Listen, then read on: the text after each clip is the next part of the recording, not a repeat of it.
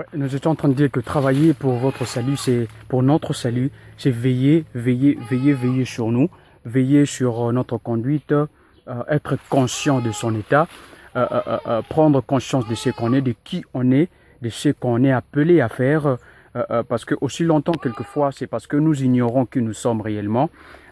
Des fois, vous vous donnez l'identité de vos ancêtres familiales, raison pour laquelle vous avez même l'impact dans vos actes. Vos actes sont orientés vers la façon de faire familiale, la façon de faire coutumier, raison pour laquelle vous ne pouvez pas refléter Christ en vous. Mais une fois vous prenez conscience, ce déclic-là, il est question de comprendre d'où est-ce que vous avez votre origine d'existence. Nous avons tous, nous devons reconnaître, ce travail de reconnaître, c'est un travail que nous devons faire chaque jour, reconnaître que nous sommes issus d'un seul Père qui est Dieu, le Père. Nous n'avons pas vu 2, 3 fois les hommes être créés sur terre. Cela ne s'est passé qu'une seule fois. Nous avons tous comme origine Dieu le Père. Que vous soyez Zandé, que vous soyez Nyanga, que vous soyez Luba, que vous soyez Français, Américain, nous tous, nous avons une seule source. Nous devons commencer par là. Reconnaître que nous sommes issus de Dieu. Et c'est en ces moments-là que l'apôtre Paul nous le fait comprendre par cette image. Il dit le petit d'un lion, c'est un lionceau. Et puis, quand il va grandir, il n'aura pas le reflet d'un chien, il n'aura pas le reflet de canard. Donc, nous devons vraiment ressembler à notre Père par des actes, par notre façon de manger. Quand je parle de manger, c'est-à-dire nous n'acceptons pas d'avaler n'importe quoi pour notre vie spirituelle. Nous sommes censés consommer le rouleau, avaler le rouleau chaque jour comme l'a avalé Jean. Et puis le sortir dans la vie courante. Dans votre famille, dans votre propre maison, vous êtes censé travailler pour votre salut en confessant des paroles de vie.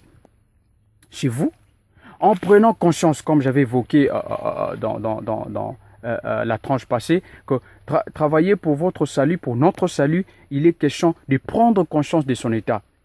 Vous savez, on a toujours lu dans la Bible l'histoire de cette femme qui coulait les sangs. Depuis tous ces temps, plus de 11 ans, cette femme a coulé les sangs, mais le jour où il a entendu parler de Christ, cette femme a travaillé pour son salut. Elle ne s'est pas gardée chez elle à la maison, elle a fourni l'effort de suivre Christ. Et même elle a fait preuve de sa violence jusqu'à toucher les pans de sa robe. Elle a travaillé pour son salut. Cette guérison n'a pas été tout à fait gratuite parce que même le salut que nous avons n'est pas gratuit. Christ a payé pour ça. Vous voyez, nous sommes censés effectuer un travail pour que nous puissions être sauvés. Nous sommes comme des athlètes qui sont en train de courir. Nous sommes censés nous entraîner chaque jour, nous nourrir de la nourriture qui ne va pas nous affaiblir, qui est la parole de Dieu, la nourriture d'espérance, la nourriture qui affermit notre foi, la nourriture qui nous encourage dans les épreuves de tenir bon. La nourriture qui nous dit que la ligne d'arrivée est très proche. La ligne d'arrivée est très proche. Cette nourriture qui nous alarme à chaque instant. Que faites attention, c'est la parole de Dieu. Nous sommes censés travailler notre caractère chaque jour. C'est ça l'essence de travailler pour son salut dont je suis en train d'évoquer. Cette femme a travaillé pour le salut de sa vie, pour le salut de son âme. Aujourd'hui, si on peut parler d'elle dans la Bible, c'est parce qu'elle n'était pas restée dans sa maison. Son histoire a été connue. Quelqu'un qui avait honte d'elle parce qu'elle coulait les sangs à tout moment. Mais ce jour-là, elle a affronté l'obstacle. Elle a affronté la honte. Elle s'est levée. Elle s'est approchée. Elle a suivi Jésus au milieu des hommes. Elle a bousculé jusqu'à toucher les pans de sa robe. Si l'on parle de toucher les pans de sa robe, moi je pense qu'elle a même rampé. Elle était déjà faible, elle a rampé pour toucher les pans de sa robe. Si elle était debout, peut-être qu'on pouvait la bousculer facilement. Elle a fait de tactile, elle a réuni des efforts. Elle a ménagé des efforts. Elle a ménagé des énergies pour son salut. Bartimée ne s'est pas garé dans sa maison ce jour-là. Il est venu, il a entendu que Jésus passait par là. Bartimée est sorti jusqu'à sur la route. Il a crié, il a fourni des efforts, il a engagé de l'énergie. Jusqu'à sa dernière énergie, il a crié pour que Christ entende sa voix du milieu de plusieurs personnes qui étaient en train de crier au même moment. Il a travaillé pour son salut. Il a consenti des efforts pour que sa vie change. Les changements que vous pouvez connaître dans votre vie, l'impact que vous pouvez avoir dans votre vie fait partie aussi du salut de votre vie. Puisque le salut de nos âmes ne touche pas seulement à nos âmes spirituellement, ça prend tout le domaine de notre vie, puisque le salut consiste à un processus. Nous sommes censés nous lever pour notre vie, pour notre salut. Ok? Nous n'allons pas voir Christ en se limitant à aller à l'église les dimanches dans nos assemblées des saints. Non. Nous sommes censés, après avoir partagé la communion fraternelle entre le frère dans l'assemblée des saints, que lorsque nous rentrions chez nous, dans nos quartiers, dans nos maisons, que nous puissions, n'est-ce pas, retransmettre cette vie que nous venons de nous communiquer en échange entre nous. Ok? Nous sommes censés prendre cette prédication dont le pasteur ne sont pas en mesure d'aller maison par maison, aller parler jusqu'à nos cousins, nos tantes de la famille. C'est à nous. C'est nous qui recevons cette parole-là. C'est nous qui avons plutôt ce travail à notre tour d'aller partager cette parole, d'aller partager cette expérience de vie, que cette parole transforme nos vies par nos actes, qui seront posés copieusement selon ce que nous demande la parole de Dieu. C'est alors que par ces actes-là, notre environnement va être influencé. Aujourd'hui, l'Église est faible dans le monde entier. Pourquoi? Parce que, soi-disant, ceux qui s'appellent enfants de Dieu, chrétiens, ont double vie. Ils le sont dans les assemblées des saints, entre guillemets saints.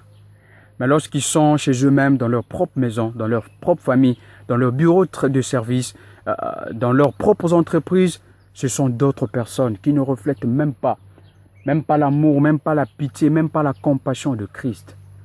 C'est comme ça que nous rendons Christ médiocre dans notre société, c'est par notre comportement. C'est comme ça que nous freinons même l'expansion du salut, de l'œuvre du salut dans le monde entier, parce que nous sommes égoïstes. Même envers nos propres vies, nous sommes égoïstes, et parce que nous finissons toujours par entendre, mais nous ne méditons pas cette parole-là.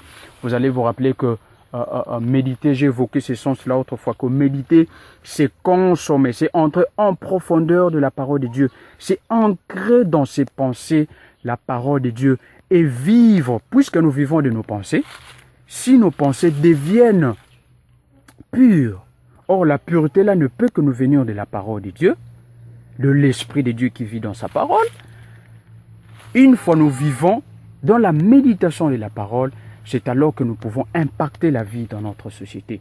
Travaillez pour votre salut, c'est vous lever, c'est prendre conscience de votre état, ce n'est pas vous ignorer, c'est de ne pas ignorer votre état. Si vous êtes pauvre matériellement, prenez conscience de votre état de pauvreté et travaillez pour le changement. Si vous êtes riche, prenez conscience de votre richesse et travaillez pour le changement de votre environnement. Qu'est-ce qu'un riche est censé faire? C'est cet homme qui est venu poser la question à Jésus. Comment faire pour hériter le royaume des cieux? Il lui a dit, commencez par aller distribuer tout ce que tu as aux pauvres. Vous êtes riche, qu'est-ce que vous faites de vos biens? N'est-ce pas que ces biens-là sont devenus les objets de mépris pour les autres qui n'en ont pas? Est-ce que c'est comme ça que vous travaillez pour votre salut? Ce n'est pas le cas. Rentrons dans la Bible. Reconnaissez notre origine. Reconnaissons notre origine. Rappelons-nous que nous sommes issus de Dieu. D'un seul Dieu.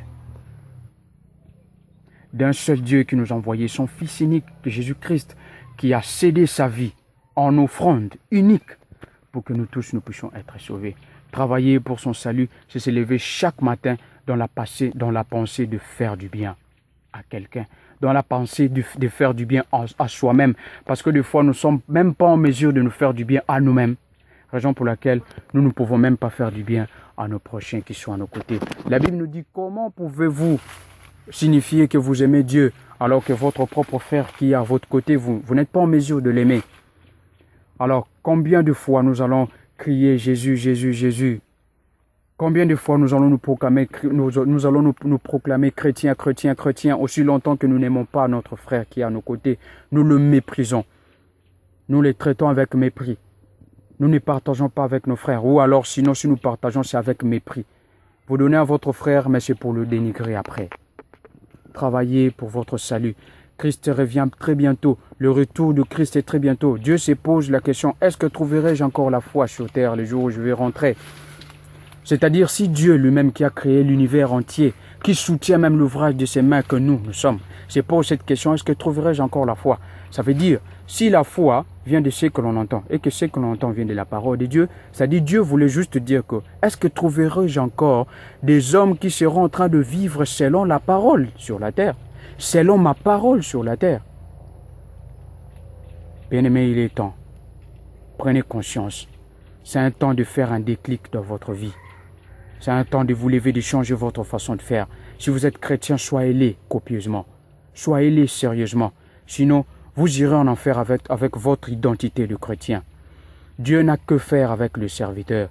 Dieu a besoin de bons et fidèles serviteurs. Le paradis de Dieu, le salut que nous aurions, le salut n'est consistera, le salut que nous aurons, c'est pas donné aux serviteurs, mais c'est donné aux bons et fidèles serviteurs. C'est ceux-là qui rentreront dans la joie de leur maître.